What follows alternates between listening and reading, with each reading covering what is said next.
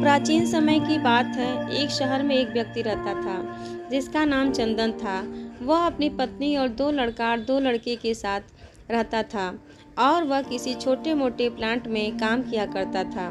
चंदन और उसकी पत्नी खुशी खुशी अपना जीवन व्यतीत कर रहे थे।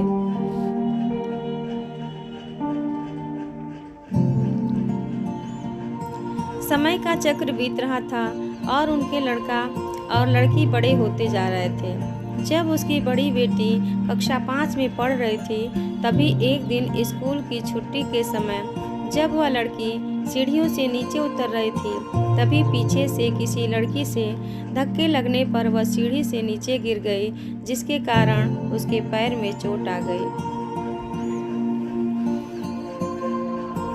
जब लड़की घर पर लंगड़ाती हुई आई तो उसके पिता ने पूछा, क्या हुआ? तभी लड़की ने उन्हें पूरी बात बताई। पिता ने सोचा छोटी मोटी चोट है और यह सोचकर उसने अपनी बेटी से कहा कि इसे गर्म पानी से सेक लो, ठीक हो जाएगा।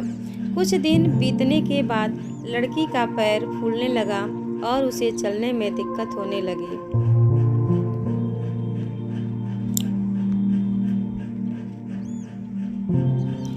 तभी उसके पिता ने कुछ लोगों की बातें सुनकर किसी एक ओझा को ले आए, जबकि उसे कुछ नहीं आता था और वह पैर ठीक नहीं कर पाया। कुछ समय बीतने के बाद जब उसकी लड़की की हालत और ज़्यादा खराब होती जा रही थी,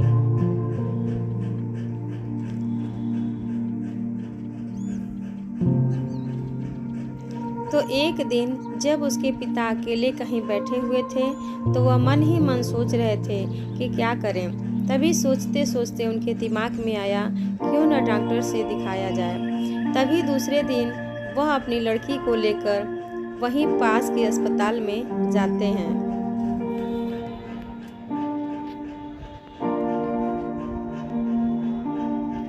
डॉक्टर जब लड़की को देखता है तो लड़की के पिता से कहता है कि जल्द ही इसका ऑपरेशन करना होगा, क्योंकि इस लड़की के पैर में एक बहुत बड़ा घाव हो चुका है, जिसके कारण लड़की का पैर भी काटना पड़ सकता है। पिता डॉक्टर से पूछा कि ऑपरेशन में कितने पैसे लगेंगे। तभी डॉक्टर कहता है 40,000 रुपये लगेंगे।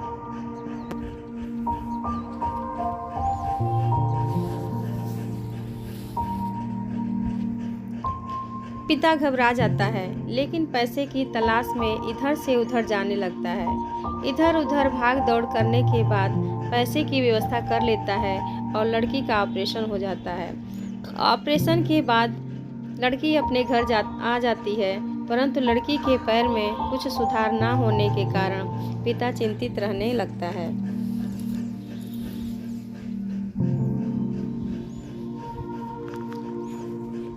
इसी तरह 4 साल बीत जाता है तथा पैर में लाख लाख रुपए लगने के बाद भी लड़की का पैर ठीक नहीं होता है, जिस कारण से पूरा परिवार दुखी रहने लगता है। कुछ समय बीतने के बाद लड़की का विवाह हो गया और लड़की के जीवन में खुशहाली आ गई। पिता सोचता है कि अब सब कुछ ठीक हो गया, अब संघर्षों का दौर खत्म हो गया, परंतु किस्मत को कुछ और ही मंजूर था।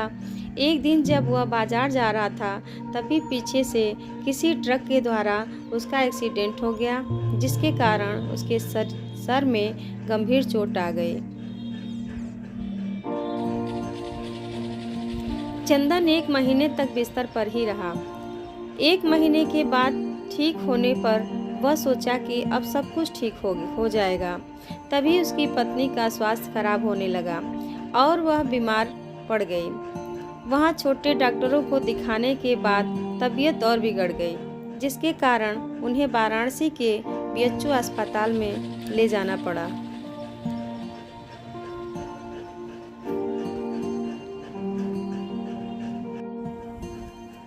वहां जाकर पता चला कि उसकी पत्नी के पेट में गंभीर बीमारी हो गई है, परंतु चंदन को यह विश्वास था कि उसकी पत्नी ठीक हो जाएगी और चंदन इसी विश्वास के साथ अपनी पत्नी को हमेशा वाराणसी के अस्पताल में ले जाने लगा।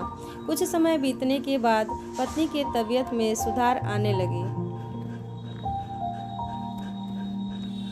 चंदन सोचा कि अब सब कुछ ठीक हो जाएगा, एक बार जब वो अपनी पत्नी को वाराणसी अस्पताल में ले गया, डॉक्टर ने सभी रिपोर्टों को देखते हुए कहा, सब कुछ ठीक है।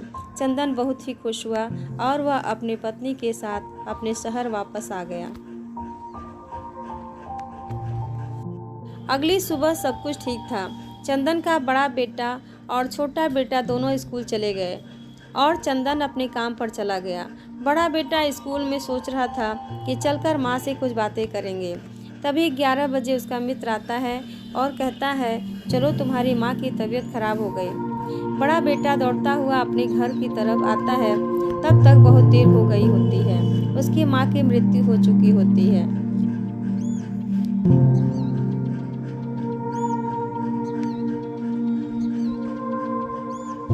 बेटा माँ को देखते ही फूट फूट कर रोने लगता है और वह अपनी माँ का अंतिम संस्कार करता है। 1 साल तक पूरा परिवार दुखी रहता है।